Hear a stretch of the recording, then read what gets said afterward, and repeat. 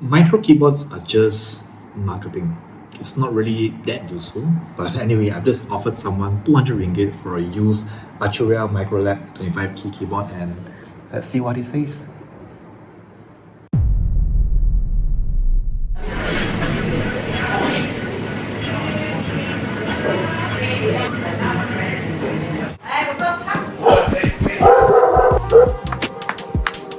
Thank you. Go fast, hey. So it's here, and in this video we're going to talk about the merits of using a mini-size keyboard controller when you have a perfectly full-size one or a digital piano where you can just play more expressively on those things compared to one of these things. But let's talk about this, right? Now, I am convinced that most videos promoting mini-size keyboard controllers are just pure marketing. They basically sell you possibilities. They make it look fun. They make it look like you can produce any kind of music on the keyboard. And then when you get it, you feel like, I could just do better on one of those full-size MIDI controllers. So that's the Arturia Microlab, not a new product, in fact quite old, but I want to use this as an example to see if there's any merits in buying mini-size keyboard controller in 2024 and beyond by making music on it. So let's go.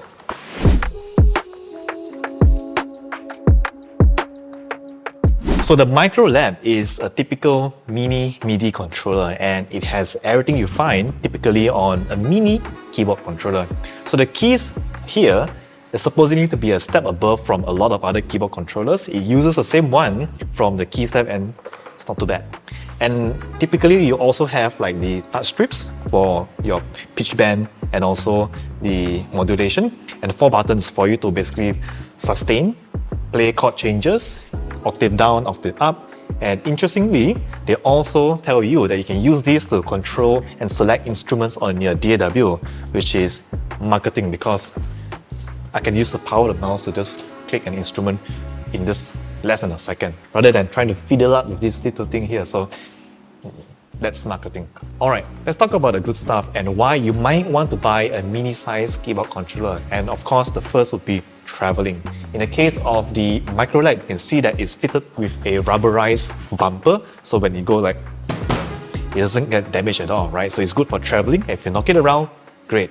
And of course, it's small and it fits most desks, right? So you know what they say, out of sight, out of mind. And you know, if having something like this on your desk motivates you or reminds you or encourages you to make some music, produce something, just maybe for 15 minutes a day, I think that's going to be a good trade because it encourages you to do something rather than not. But again, the ultimate test comes into making music on something like that. Alright, let's make some music. So here I have a very simple loop of the stock library of Logic. Look at that a few times, loop that, maybe 4 bars. Alright, I have pads, bass, keys, and some plugs. Let's go for simple right now.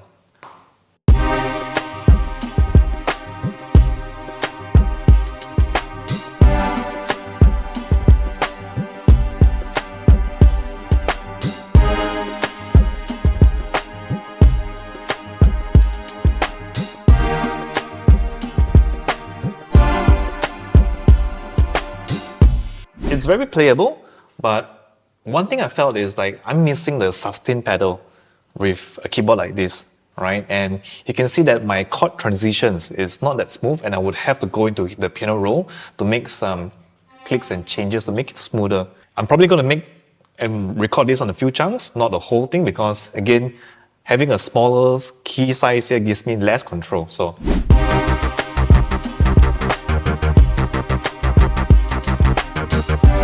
okay, I'm going to pause there. Quantize this, make sure everything's all right.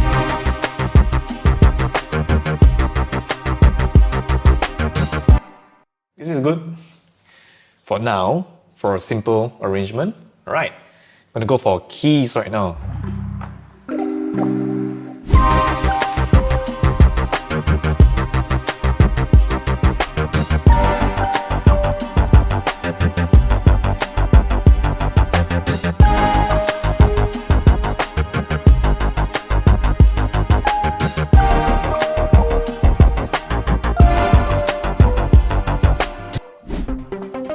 some plugs, which I plan to turn into an arpeggio. That's right.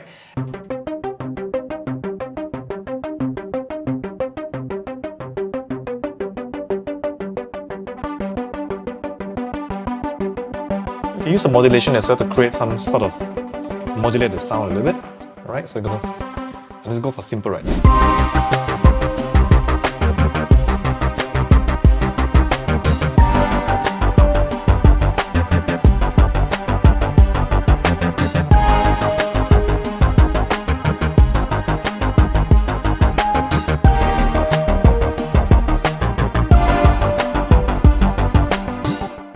So there we have it. I'm going to use a bit of modulation for the basses.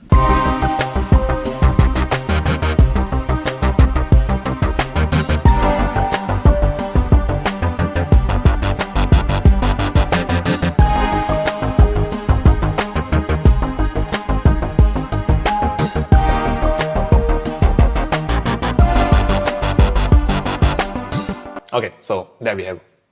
Check this out. This is the iPad with GarageBand and the MicroLab. Right, there you go. And this brings me to my first point. A MIDI controller is nice to have around for that inspiration. When the inspiration strikes, when the idea strikes your brain, you have something to just plug in and go, right? Record that idea.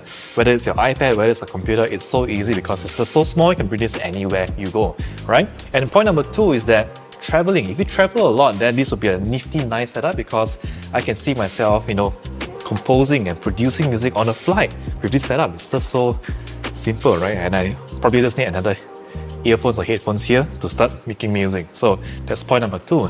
And number 3, although there's just 2 octaves on the MicroLab, which makes it limiting to some certain extent, the truth is limitation can often breed creativity.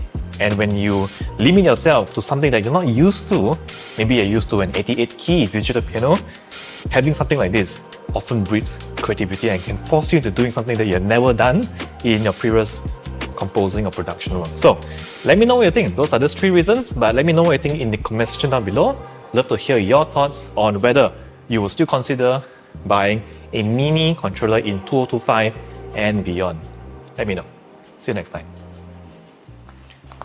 All right.